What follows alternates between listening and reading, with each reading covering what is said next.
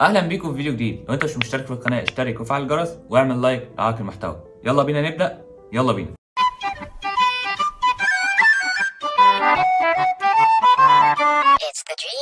انا بحاول اتعافى من حاجات محدش يعرف عنها اي حاجه غيري. يا ريت نفهم ونراعي ونحس، ولا اصلا ما بقاش في حد بيحس. فسيبوني انا هعرف اتعامل. شكرا. انت متخيل ان انا فكرت ان انا ما بقاش صاحب اول خطوه عشان اعمل اي حاجه، واتفاجئت ان مفيش اي حد هياخد اي خطوه عشاني، وفي الاخر فاشل. اقسم برب الكعبة فاشل يا حبيب قلبي. اذا كنت انت عايش في بيئة اوهمتك انك ناجح، صدقني انت فاشل. انت فاشل، حتظل فاشل، وعلى ارض الواقع فاشل. صدقت انت فاشل، ما صدقت انت فاشل. مين احسن منك؟ شوف مين احسن منك. انت ليه مش كويس؟ فاشل. انت فاشل في الدراسة، مالكش لازمة في الحياة. ماشي. من اكتر العبارات اللي تزعل ابننا نفسيا واللي بنسمعها عن طريق ناس تانية هي عبارة انت فاشل. المعروف ان معنى الفشل هو عجز عن بلوغ غاية معينة او انه ضعف او جبن، والمجال كبير جدا في حال ان انت توصفت بالفشل. عشان كده دايما بيقولوا لك فشلت المؤامرة. والفشل انواع، الكارثي والمعقد والسهل. هو مش نوع واحد، ده انواع كتيرة، بس الاكيد واللي احنا متأكدين منه ان محدش عايزه لنفسه. للفشل مسميات كتيرة قوي، صعب ان احنا نحصرها في كام كلمة. ابسطها لو ما خططتش لنفسك فانت فاشل. لنا متفقين ان مفيش حاجة اسمها فاشل، في حاجة اسمها حد بيعرف ينجح قوي وحد ما بيعرفش ينجح. في حقيقة مهمة جدا ان كل انسان عاوز يكون سعيد، عاوز يكون ناجح، عاوز يكون متزن، عايز يكون عنده فلوس كفاية، يكون مرتاح من كل ناحية، يكون عنده عيلة. مش ده اللي كلنا عاوزينه الى حد ما بنتائج مختلفة؟ طب هنا في سؤال مهم جدا، هل انت عاوز تكون سعيد؟ اسأل نفسك، هتلاقي طبعا الاجابة فهتلاقي مفاجأة كبيرة جدا. حسب جامعة ييل في الولايات المتحدة الأمريكية أقل من 3% في العالم إحصائية دول متزنين وناجحين. ممكن إنسان يكون ناجح بأساليب مختلفة، لكن ناجح ومتزن أقل من 3%. هنا بقى المفاجأة العجيبة جدا، إيه السبب؟ الناس عاوزة حاجة ما بتحققهاش. إيه السبب؟ إيه اللي بيخلي الناس تنجح وبعدين يكون حقق كل اللي هو عاوزه، وبعدين تلاقي وصل لمرحلة يكون تعيس، وتلاقي فيه إحصائيات يقول لك أكتر من 90% من الشخص اللي هو يكون مريح ماديا، اللي هو ممكن يفطر في هونج كونج ويتعشى في طوكيو، تبص تلاقيه عنده اكتئاب حاد. الله، طب إيه السبب؟ إيه السبب اللي يخلي الناس دول تتعب؟ إيه السبب إن لما أنا في دورة من دوراتي بسأل الناس مين عاوز يخش الجنة؟ طبعا كلهم. فسألتهم طب إيه اللي أنت عملته أخيرا عشان تخش الجنة؟ إيه اللي أنت بتعمله أخيرا عشان تخش الجنة؟ إيه اللي أنت بتعمله أخيرا عشان تنجح؟ إيه اللي أنت بتعمله عشان فعلا تنجح؟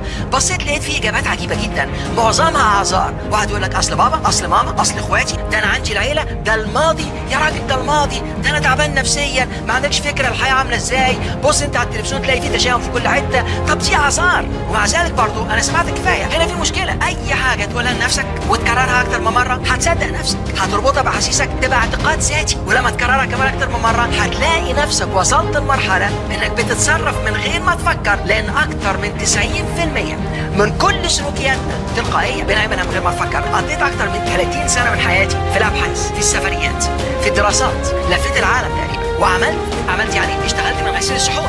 انا عمري ما كنت بشتغل في غسيل الصحون، كانت اول سلمه عشان اوصل للاداره العليا. وصلت للاداره العليا وانا عارف انا بعمل ايه، عرفت استراتيجياتي الشخصيه، لكن كنت عايز اعرف الناس بتعمل ايه. في حاجه مهمه جدا من اللف ده كله والكتب اللي انا قريت اكتر من 7000 كتاب. لازم توصل لمرحله تقول ثانيه واحده دي مش موجوده في ادراكي انا، لكن موجوده في ادراك حد تاني. فلازم توصل لمرحله تقول ثانيه واحده انا متفتح.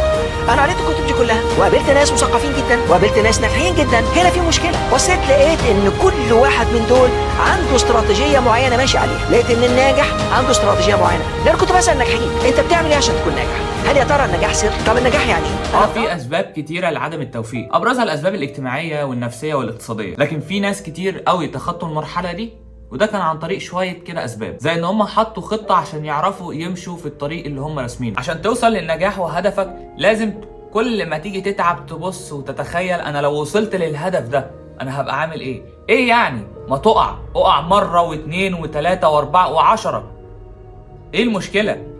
مفيش مشكله، كل مره قوم بنفس العزيمه. بيبقى في صدمات بتحاول ان انت يعني تشيلها واحدة واحدة، بس بتحاول. كفاية المحاولة، السعي في طريق الوصول وصول. في ناس تانية نظموا وقتهم وبدأوا يكتبوا أفكارهم وخططهم المستقبلية. في ناس تانية فعلوا العزيمة وإن أنت تبقى مصر على النجاح، حققوا اللي هم عايزينه، وأن ليس للإنسان إلا ما سعى. في ناس عرفت مشاكلها فين وبدأت تحلها واحدة واحدة. لو رجعت أي إخفاق في حياتك فهتلاقيه إن هو بسبب اختيارك، مش بسبب إنك اخترت غلط. كتير من حالات الإخفاق اللي حصلت كانت المرحلة ما بينهم وما بين النجاح خطوه، لكن هم استسلموا قبل الدرج الاخير. ما تقولش ابدا يا عم ده انا مش محظوظ، ده كل البيبان مقفله في وشي، لكن توكل على الله واجتهد واعمل اللي عليك وهتوصل للي انت عايزه. حبيبي المستمع، خليك دايما عارف ان النجاح بيطلع وبينزل، يعني مش ممكن ابدا ان يكون نجاح نهائي او مستمر. اما الاخفاق دايما لازم يلازمك في جميع امور حياتك طالما انت ما اتغيرتش وحاولت تصلح من نفسك. ان الله لا يغير ما بقوم حتى يغيروا ما بانفسهم. والحقيقه اللي هتفضل موجوده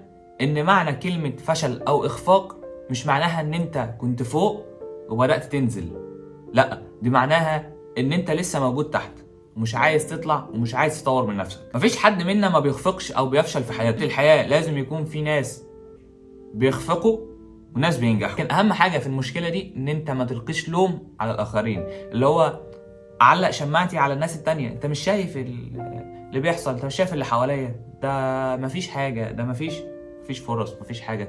الكلام ده ما ينفعش. الافضل والاحسن ليك ان انت تقول انا ما فشلتش، لكن ما لقيتش طريق مناسب او اخترت طريق مش مظبوط. كان في واحد اسمه زبده الحجي، مش متاكد من الاسم الصراحه، لا مش متاكد من نطق الاسم، مش من الاسم. احنا في زمن في مكان للفاشلين، ما بقتش مقوله رجع بخفي حنين صادقه. شكسبير كان بيقول معاوده النجاح بعد الفشل بتظهر قد ايه معدن الرجال. مره في احدى محاضرات دكتور صلاح الراشد، خليك دايما متقبل للفشل، ومع كل فشل اطلق عليه اسم تجربه، واعتبر كل تجربه درجة في طريق سلم النجاح، وان الاكثر فشلا هو الاكثر استعدادا للنجاح. لما اتسال توماس اديسون انت ليه ما وقفتش محاولة ان انت تعمل نوع من البطاريات رغم فشلك؟ ده انت ما فشلتش مرة او اتنين، ده انت فشلت كتير جدا. لهم فشل؟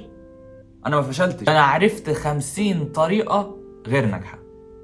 وبس كده، دي تكون نهاية الفيديو. لو عجبك المحتوى ما تنساش تدعمني بلايك. اشوفك الفيديو الجاي، سلام.